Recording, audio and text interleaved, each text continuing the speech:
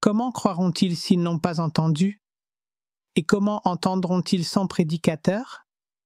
Selon qu'il est écrit qu'ils sont beaux les pieds de ceux qui annoncent la bonne nouvelle. Lisons maintenant la parole de Dieu dans Psaume chapitre 26. De David. Rends-moi justice, Éternel. Car je marche dans l'intégrité, je me confie en l'Éternel, je ne chancelle pas sonde-moi, Éternel. Éprouve-moi, fais passer au creuset mes reins et mon cœur, car ta grâce est devant mes yeux, et je marche dans ta vérité. Je ne m'assieds pas avec les hommes faux, je ne vais pas avec les gens dissimulés, je hais l'assemblée de ceux qui font le mal, je ne m'assieds pas avec les méchants. Je lave mes mains dans l'innocence, et je vais autour de ton autel, ô Éternel, pour éclater en actions de grâce et raconter toutes tes merveilles. Éternel, j'aime le séjour de ta maison, le lieu où ta gloire habite. N'enlève pas mon âme avec les pécheurs, ma vie avec les hommes de sang, dont les mains sont criminelles et la droite pleine de présents. Moi, je marche dans l'intégrité, délivre-moi et aie pitié de moi. Mon pied est ferme dans la droiture, je bénirai l'Éternel dans les assemblées.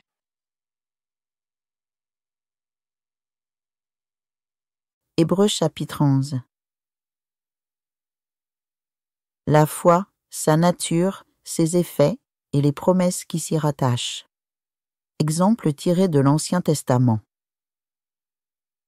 Or la foi est une ferme assurance des choses qu'on espère, une démonstration de celles qu'on ne voit pas. Pour l'avoir possédée, les anciens ont obtenu un témoignage favorable.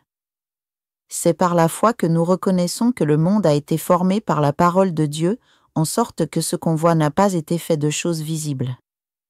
C'est par la foi qu'Abel offrit à Dieu un sacrifice plus excellent que celui de Caïn, c'est par elle qu'il fut déclaré juste, Dieu approuvant ses offrandes, et c'est par elle qu'il parle encore, quoique mort.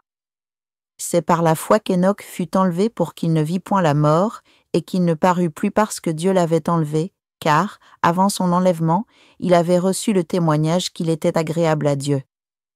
Or sans la foi, il est impossible de lui être agréable, car il faut que celui qui s'approche de Dieu croie que Dieu existe et qu'il est le rémunérateur de ceux qui le cherchent. C'est par la foi que Noé, divinement averti des choses qu'on ne voyait pas encore, et saisi d'une crainte respectueuse, construisit une arche pour sauver sa famille, c'est par elle qu'il condamna le monde et devint héritier de la justice qui s'obtient par la foi. C'est par la foi qu'Abraham, lors de sa vocation, obéit et partit pour un lieu qu'il devait recevoir en héritage et qu'il partit sans savoir où il allait. C'est par la foi qu'il vint s'établir dans la terre promise comme dans une terre étrangère, habitant sous des tentes, ainsi qu'Isaac et Jacob, les cohéritiers de la même promesse. Car il attendait la cité qui a de solides fondements, celle dont Dieu est l'architecte et le constructeur. C'est par la foi que Sarah elle-même, malgré son âge avancé, fut rendue capable d'avoir une postérité parce qu'elle crut à la fidélité de celui qui avait fait la promesse. C'est pourquoi d'un seul homme, déjà usé de corps, naquit une postérité nombreuse comme les étoiles du ciel, comme le sable qui est sur le bord de la mer et qu'on ne peut compter. C'est dans la foi qu'ils sont tous morts, sans avoir obtenu les choses promises, mais ils les ont vus et salués de loin, reconnaissant qu'ils étaient étrangers et voyageurs sur la terre. Ceux qui parlent ainsi montrent qu'ils cherchent une patrie. S'ils avaient eu en vue celle d'où ils étaient sortis, ils auraient eu le temps d'y retourner. Mais maintenant ils en désirent une meilleure, c'est-à-dire une céleste. C'est pourquoi Dieu n'a pas honte d'être appelé leur Dieu, car il leur a préparé une cité. C'est par la foi qu'Abraham offrit Isaac lorsqu'il fut mis à l'épreuve, et qu'il offrit son fils unique, lui qui avait reçu les promesses, et à qui il avait été dit « En Isaac sera nommé pour toi une postérité ». Il pensait que Dieu est puissant, même pour ressusciter les morts, aussi le recouvra-t-il par une sorte de résurrection. C'est par la foi qu'Isaac bénit Jacob et Ésaü en vue des choses à venir. C'est par la foi que Jacob mourant bénit chacun des fils de Joseph et qu'il adora, appuyé sur l'extrémité de son bâton. C'est par la foi que Joseph mourant fit mention de la sortie des fils d'Israël et qu'il donna des ordres au sujet de ses os. C'est par la foi que Moïse, à sa naissance, fut caché pendant 3 mois par ses parents, parce qu'ils virent que l'enfant était beau et qu'ils ne craignirent pas l'ordre du roi. C'est par la foi que Moïse, devenu grand, refusa d'être appelé fils de la fille de Pharaon, aimant mieux être maltraité avec le peuple de Dieu que d'avoir pour un temps la jouissance du péché, regardant l'opprobre de Christ comme une richesse plus grande que les trésors de l'Égypte, car il avait les yeux fixés sur la rémunération. C'est par la foi qu'il quitta l'Égypte, sans être effrayé de la colère du roi, car il se montra ferme, comme voyant celui qui est invisible. C'est par la foi qu'il fit la Pâque et l'aspersion du sang, afin que l'exterminateur ne touchât pas au premier-né des Israélites. C'est par la foi qu'ils traversèrent la mer Rouge comme un lieu sec, tandis que les Égyptiens qui en firent la tentative furent engloutis. C'est par la foi que les murailles de Jéricho tombèrent, après qu'on en eut fait le tour pendant 7 jours. C'est par la foi que Rahab la prostituée ne périt pas avec les rebelles, parce qu'elle avait reçu les espions avec bienveillance. Et que dirai-je encore? Car le temps me manquerait pour parler de Gédéon, de Barak, de Samson, de Jephthé, de David, de Samuel et des prophètes qui, par la foi, vainquirent des royaumes, exercèrent la justice, obtinrent des promesses, fermèrent la gueule des lions, éteignirent la puissance du feu, échappèrent aux tranchants de l'épée, guérirent de leurs maladies, furent vaillants à la guerre, mirent en fuite des armées étrangères. Des femmes recouvrèrent leur mort par la résurrection, d'autres furent livrées au tourment et n'acceptèrent point de délivrance, afin d'obtenir une meilleure résurrection, d'autres subirent les moqueries et le fouet, les chaînes et la prison, ils furent lapidés, sciés, torturés, ils moururent tués par l'épée, ils allèrent çà et là vêtus de peau de brebis et de peau de chèvre, dénués de tout, persécutés, maltraités, eux dont le monde n'était pas digne, errant dans les déserts et les montagnes, dans les cavernes et les antres de la terre. Tous ceux-là, à la foi desquels il a été rendu témoignage, n'ont pas obtenu ce qui leur était promis, Dieu ayant en vue quelque chose de meilleur pour nous, afin qu'ils ne parvinssent pas sans nous à la perfection.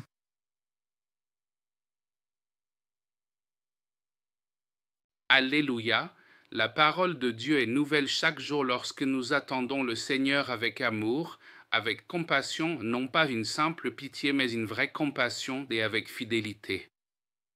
Souvent, nous nous lassons d'attendre. Si nous sommes fatigués d'attendre, cela signifie que notre foi est insuffisante. Qui ici est déjà fatigué d'attendre? Si oui, c'est que la foi manque. Pourtant, bien des fois, nous attendons en réalité la mauvaise chose, comme l'attente porte sur ce qui n'est pas juste, cela n'arrivera pas, même en attendant longtemps. Par exemple, si tu attends des anges, 70 anges, tu ne les recevras jamais à moins d'aller à Alexis, un complexe de boîtes de nuit bien connu à Jakarta, pour y chercher 70 anges. Si tu demandes des anges venant du ciel, tu ne les recevras pas. Ce que tu obtiens, c'est une silhouette squelettique. Un ange à la peau transparente laissant voir les os, c'est une figure de squelette. Tu ne l'obtiendras toujours pas. Souvent, nous attendons des réponses à des prières destinées à satisfaire nos désirs personnels. Non, peu importe le temps d'attente, tu te fatigueras et ne recevras pas. Et cela est souvent publié par des églises ou des prédicateurs, prier pour satisfaire les désirs. Pourquoi? Parce que tu cadres tes prières chaque jour avec ces désirs. Tu cadres tes prières et ton regard sur la vie. Tu penses que l'abondance, les besoins et la réponse à la prière doivent paraître luxueux. Des voitures de luxe comme l'Alphard, minibus haut de gamme de Toyota, de beaux objets, des vêtements coûteux et une grande maison, ainsi que toutes sortes de conforts terrestres que tu désires et, malgré l'attente, tu ne reçois pas de réponse. Tu veux un réveil en Indonésie, mais les églises sont avides et les pasteurs cupides, alors Quoi qu'il arrive, j'ai prié 15 ans pour l'Indonésie jusqu'à ce que j'aille aux Pays-Bas et que le Seigneur me parle clairement. Pourquoi pries-tu? Que signifie réveil pour l'Église? Pour l'Église, le réveil signifie un sanctuaire rempli et beaucoup d'argent, n'est-ce pas? Pour elle, réveil et édification spirituelle à grande échelle veulent dire croissance de l'Assemblée, de 100 à 2000, c'est ce qu'on appelle le réveil. Puis les offrandes et la dîme, qui n'étaient que de 10 millions par mois, deviennent 1 milliard. Voilà ce qu'ils appellent le réveil, la définition ecclésiale du réveil. Mais les pasteurs ne sont pas honnêtes, vos bergers non plus. Quel est donc le sens du réveil? Le réveil, c'est lorsque les prisons se vident parce que les gens se repentent. Dans le réveil authentique, les personnes viennent chercher le Seigneur Jésus et apprennent à partager. Dans la Bible, chaque réveil est décrit ainsi, il n'y avait parmi eux aucun indigent, parce que le Seigneur les bénissait. Était-ce une pluie venue du ciel? Une pluie d'or? Cette idée est une illusion et certains prêcheurs la propagent. Mes amis, lorsque le Seigneur dit qu'il n'y avait aucun indigent parmi eux, cela signifie qu'on se sacrifie et qu'on partage avec autrui. Voilà l'essence du réveil. C'est la marque du réveil à travers les générations. Ce n'est pas que le pasteur s'enrichisse avec une voiture neuve tandis que l'assemblée porte un fardeau plus lourd. Ce n'est pas un réveil, c'est une entreprise commercialisée. Pas seulement professionnelle, mais réellement commerciale. Alors le pasteur s'enrichit, l'assemblée s'alourdit de fardeaux et se perd dans les chimères. Puis on espère l'enlèvement parce qu'on a des dettes, pourvu que ce soit ce soir.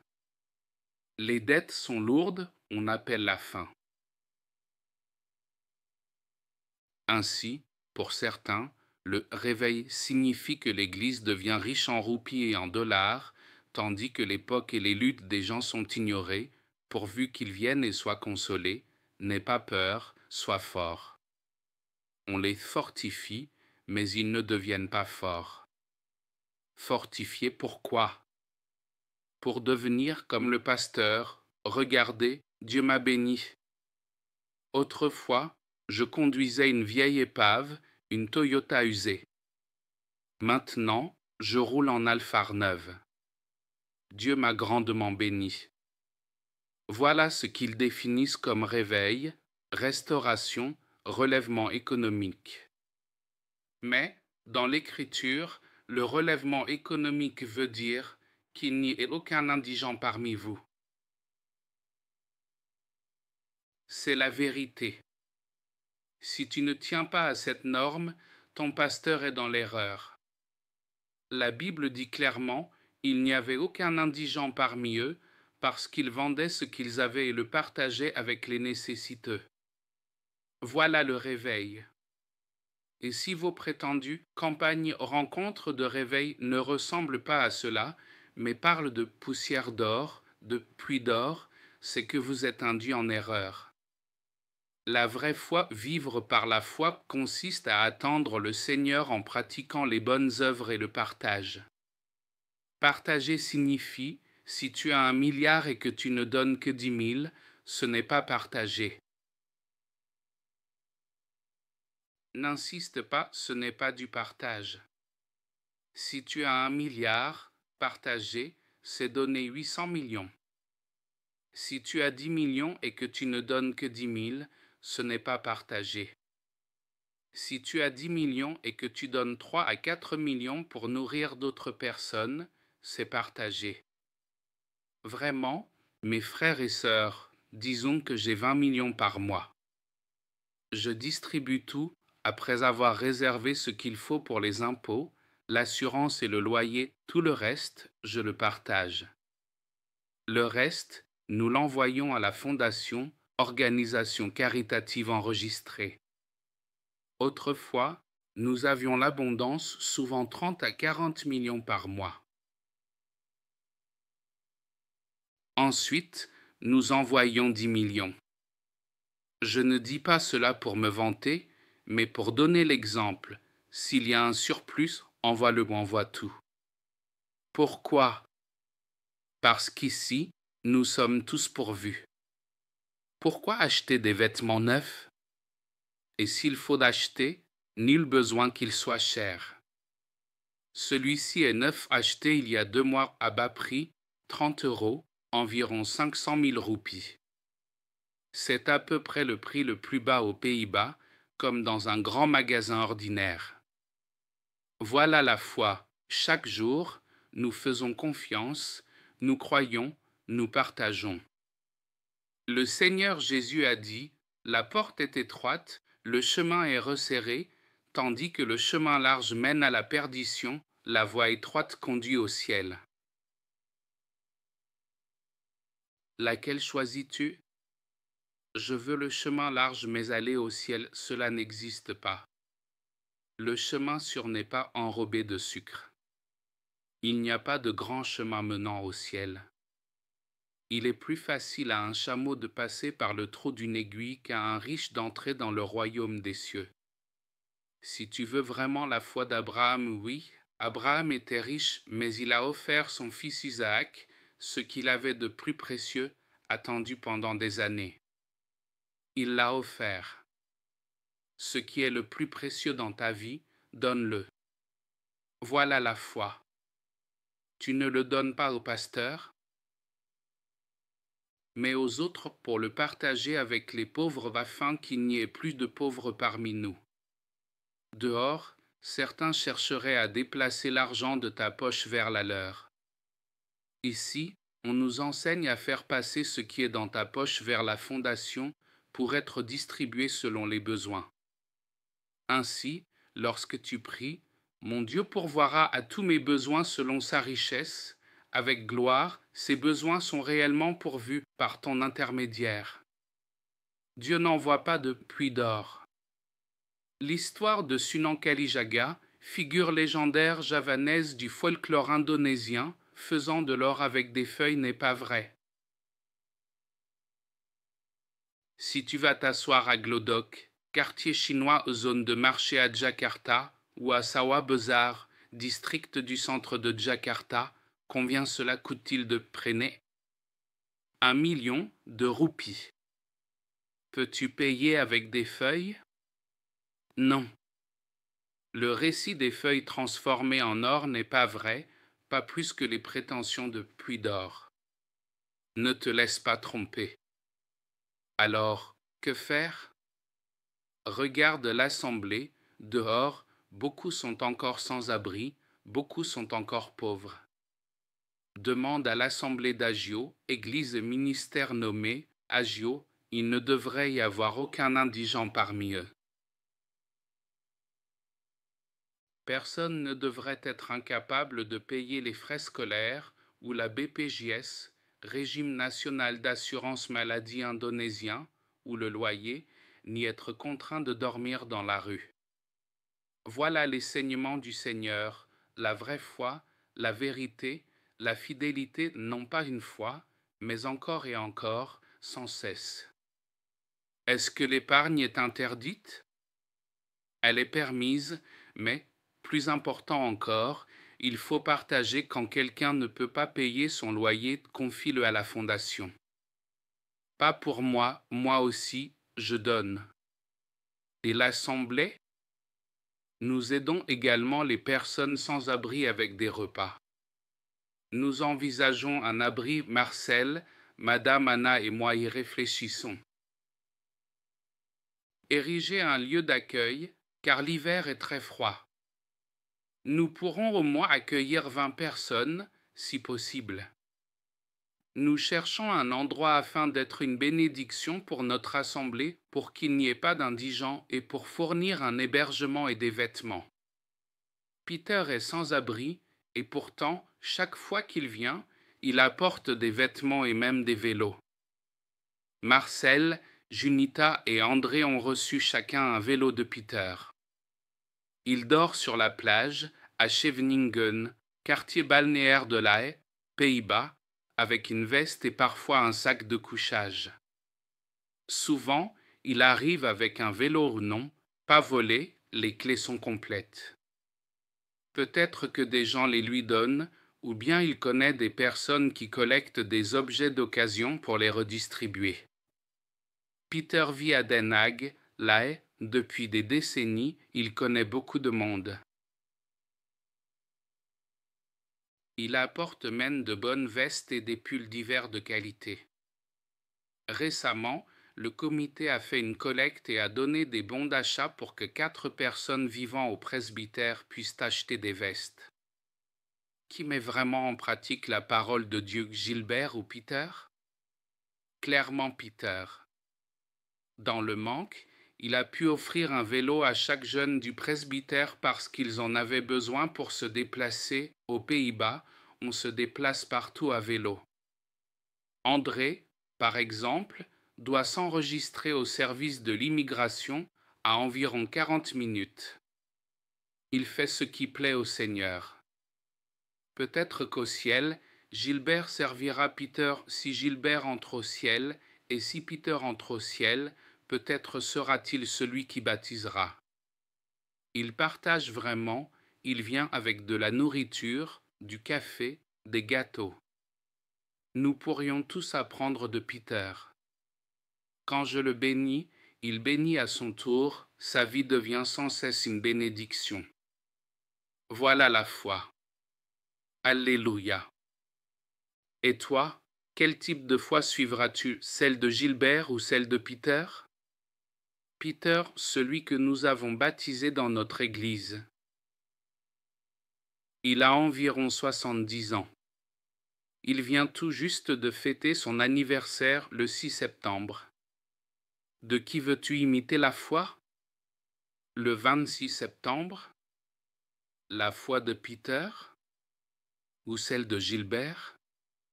Celle de Peter, n'est-ce pas? Les gens viennent à Jésus et vont vers le ciel, la voix de Peter est claire. Alléluia.